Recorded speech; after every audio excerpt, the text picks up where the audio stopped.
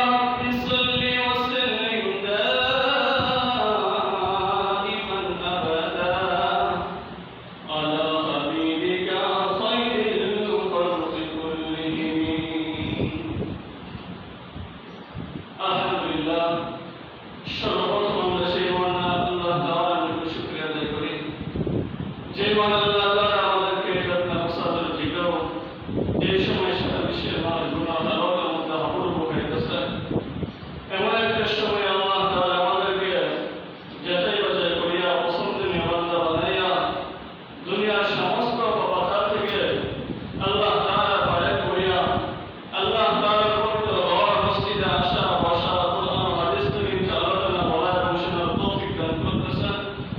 তার পরবর্তী সময়ে সবাই মিলেমিশে আল্লাহ তাআলার কুদরতি সত্য করতে পারবো এমন একটা তৌফিক যে আল্লাহ তাআলা দিলেন, সে আল্লাহ তাআলার নিকট একবার জবান করে পড়ে নেই আলহামদুলিল্লাহ।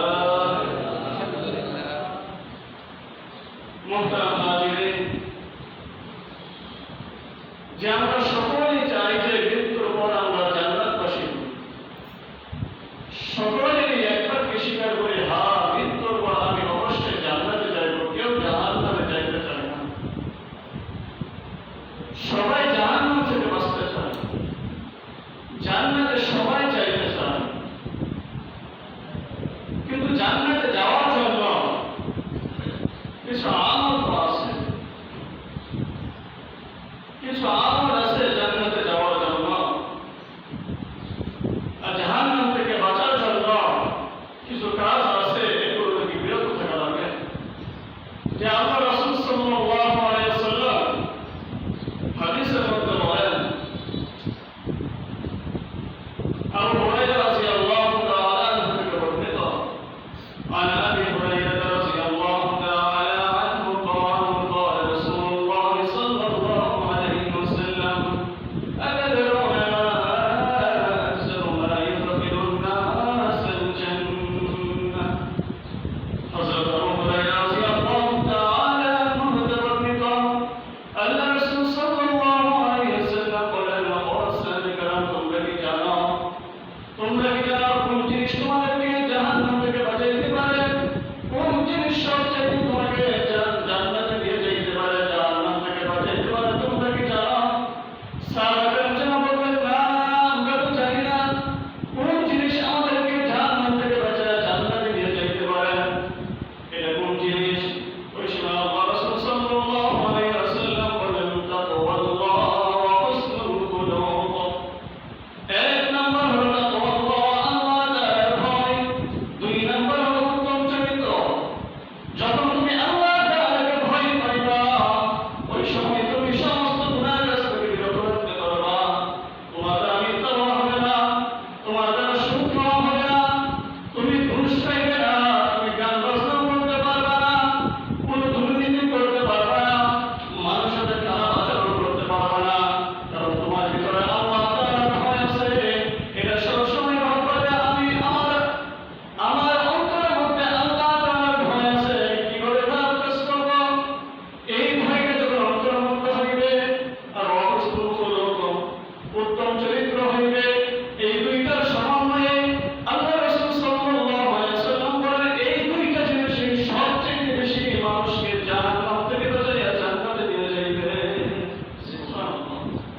মুহতারাম হাজিরিন, তারপর যখন সাহাবায়ে কেরাম প্রশ্ন করলেন, এখন তো বুঝলাম কোন দুইটা জিনিস আমাদেরকে জাহান্নাম থেকে বাঁচায় জান্নাতে নিয়ে যাইবে, যে দুইটা জিনিস সবচেয়ে বেশি, কিন্তু আমাদের প্রশ্ন হলো আর কোন দুইটা জিনিস আমাদেরকে জাহান্নাম থেকে বাঁচাইতে পারবে?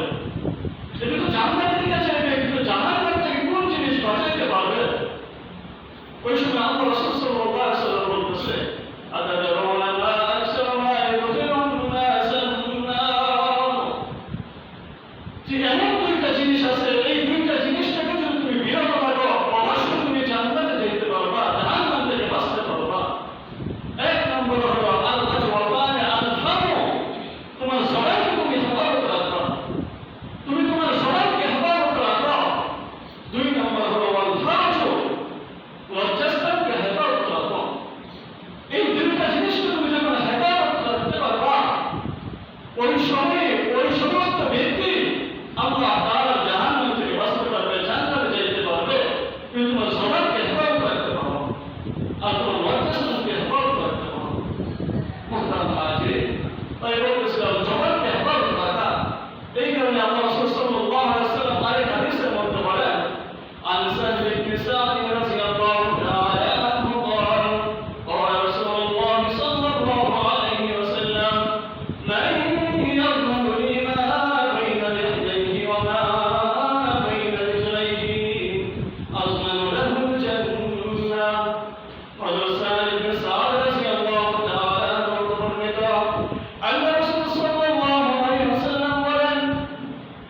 যে অমুক সকল তোমরা যদি আমার সাথে দুইটা জিনিসের ওয়াদা করতে পারো, তোমরা যদি আমার সাথে দুইটা জিনিসের ওয়াদা করতে পারো, কোন দুইটা জিনিস? এক নম্বর হলো মা বাইনা লিহাইহি, তোমাদের দুর্জনের মধ্যস্থ বস্তু অর্থাৎ জবানের হেফাজত করতে পারো। আর দুই নম্বর হলো মা বাইনা রিজলাইহি, দুই পায়ের মধ্যস্থ বস্তু অর্থাৎ তোমার লজ্জাস্থানের হেফাজত করতে পারো। এই দুইটা জিনিসের যতক্ষণ তুমি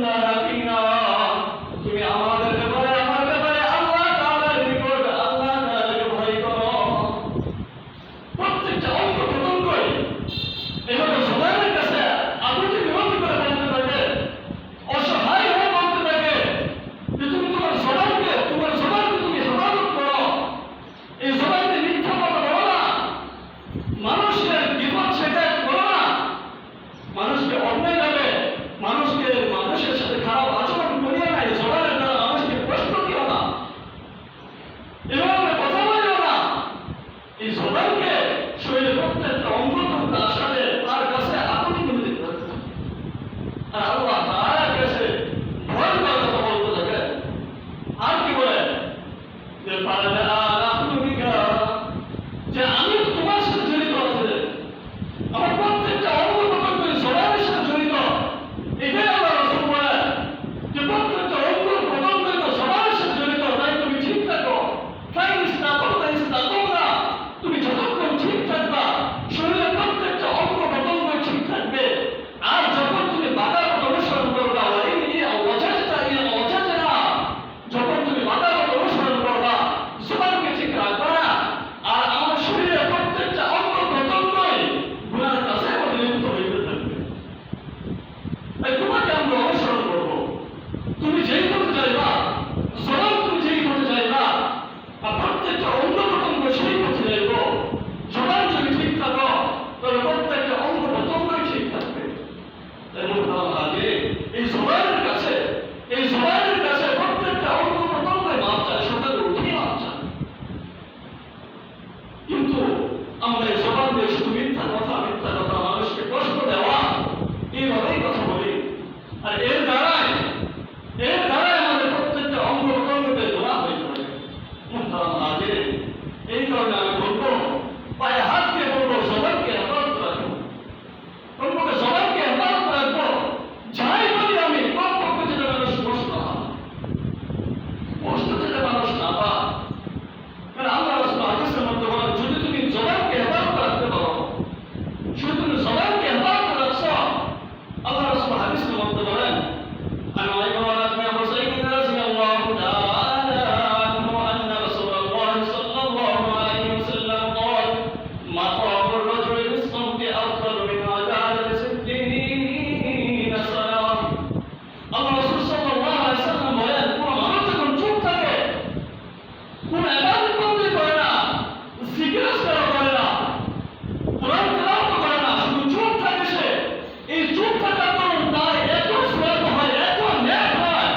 আল্লাহ রাসূল বলেন, 60 বছর আল্লাহ তাআলার নফল ইবাদত বন্দী করলে যেরকম সওয়াব হয়, তার চেয়ে বেশি সওয়াব আল্লাহ তাআলা তার আমল মধ্যে লিখে দেন। সুবহানাল্লাহ। মুহতারাম হাজিরিন, কোন জিকির আজকার করি না, কোন তেলাওয়াত করি না, আমি শুধু চুপ আছি। আমি এই জবান দ্বারা মিথ্যা কথা বলি না, বিপদ শেখাত করি না, মানুষকে কষ্ট দেই না, শুধু এতটুকুই আমার চুপ থাকি। আমি এই চুপ থাকার কারণে আল্লাহ তাআলা আমাকে 60 বছর ইবাদত বন্দী করলে যেরকম সওয়াব হয়, তার চাইতে বেশি সওয়াব, বেশি যে কতটুকু হাদিসের মধ্যে উল্লেখ করা হয়। এমন হয়ে গেল ওই বেশি দ্বারা আমাকে আল্লাহ তাআলা মাফ করে দিয়ে জান্নাতে নিয়ে যেতে হবে। সুবহানাল্লাহ। মুহতারাম হাজিরিন, 60 বছর ইবাদত বন্দী করলে যেরকম সওয়াব হয়, তার চাইতে বেশি সওয়াব হয় শুধু আমি চুপ থাকবো। কিন্তু আমার জবানকে আমি কন্ট্রোল রাখতে পারি না, জবানকে কন্ট্রোল রাখতে পারি না, সব কিছু কন্ট্রোল করে জবানকে কন্ট্রোল রাখতে পারি না। একজন যদি একটা কথা বলে, আমি আরো 10টা শোনাই দিই, এটা বলে আমি কি তার চাইতে কম পারি না? আমি তো তার চাইতে কম পারি না, আমার কি জবান নাই? আমি কি বলতে পারি না? মুহতারাম হাজিরিন, না, এই জবানকে হেফাজত লাগে। একজন বলতে বলো না আমাকে বলো, কিন্তু আমি কিছু বলবো না, আমি কিছু বলবো না। মুহতারাম হাজিরিন, যদি আমি জবানকে হেফাজত রাখতে পারি, মিথ্যা পরিত্যাগ করতে পারি, বিপদ শেখাত পরিত্যাগ করতে পারি, জবানকে হেফাজত করতে পারি, আল্লাহ রাসূল সাল্লাল্লাহু আলাইহি ওয়াসাল্লাম হাদিসের মধ্যে বলেন, এই আশ্চর্য এক হাদিস, কত সুন্দর একটা হাদিস, জবানকে হেফাজত রাখলে আমাদের কি হইবে। আল্লাহ রাসূল সাল্লাল্লাহু আলাইহি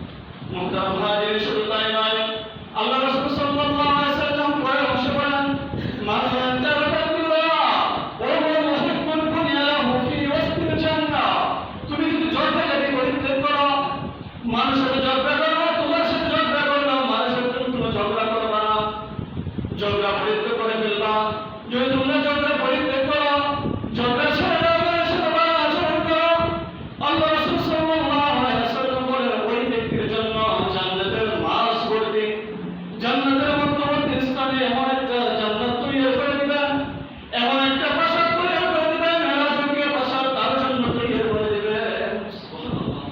মুহতারাম হাজির, শুধু তাই নয়, আল্লাহ রাসূল সাল্লাল্লাহু আলাইহি ওয়াসাল্লাম কোরআন বলেন ওমান হাসনা খুলুকুহু দুনিয়া লাহু ফি আলাহা।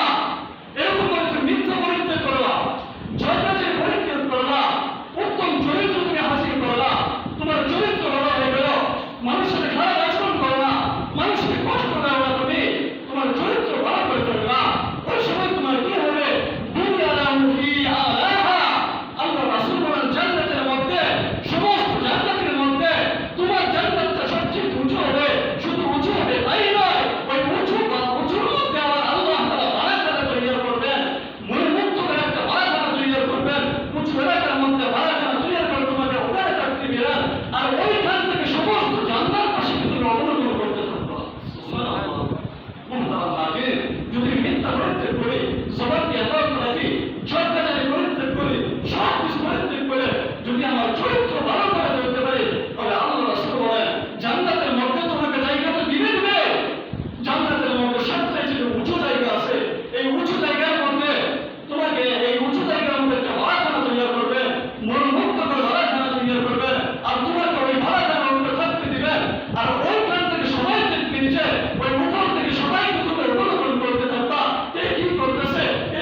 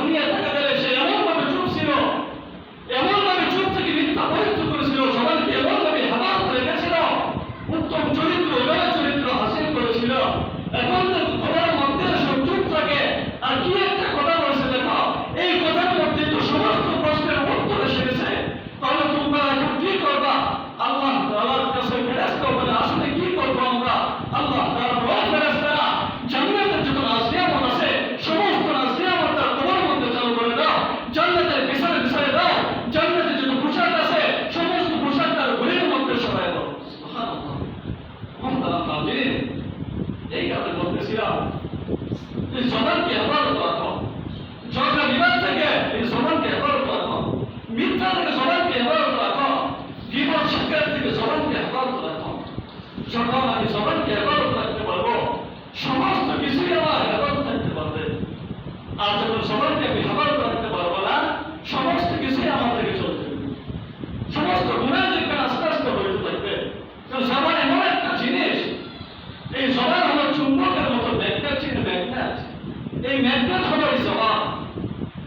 এই জবান দিয়ে যখন আমি কোনো মানুষকে কষ্ট দেই, কোনো গুনার কাজ করি, ম্যাগনেট যেমন আমাকে অপর একটা চিন অথবা লোহাকে টানে, এমনভাবে এই জবানকে অন্য গুণা টানতে থাকে, অন্য প্রকল্প টানতে থাকে, আর অন্য প্রকল্প দ্বারা অন্য গুণা হইতে থাকে।